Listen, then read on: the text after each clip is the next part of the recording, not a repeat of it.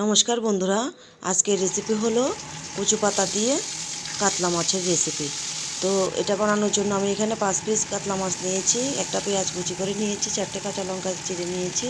তো প্রথমে কড়াইতে পরিমাণ মতো সরষের তেল দিয়ে কাতলা মাছগুলি নুন হলুদ মাখিয়ে একটু লালচে করে ভেজে নিলাম। তারপরে পেঁয়াজ কুচি আর চেরা কাঁচা লঙ্কা দিয়ে হালকা ভেজে নিয়ে 4 থেকে 5টা কচু পাতা ভালো করে পরিষ্কার করে ধুয়ে কুচি করে কেটে নিলাম, সেগুলিও দিয়ে দিলাম।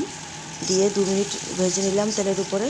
তারপরে একটা মশলা বানিয়ে নিয়েছি আমি, সেখানে দিয়েছি সাদা সর্ষে, কালো সর্ষে, পেঁয়াজ একটা, কিছুটা নারিকেল কুচি, কাঁচা লঙ্কা দিয়ে একটা পেস্ট বানিয়ে নিলাম। সেই পেস্টটা দিয়ে দিলাম আমি, আর পরিমাণ মতো নুন হলুদ আর একটু লঙ্কার গুঁড়ো, কাশ্মীরি লঙ্কার গুঁড়ো দিয়ে দিলাম।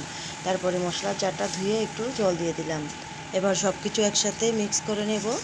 মিক্সড করে তারপরে ঢেকে দিয়ে রান্নাটা হতে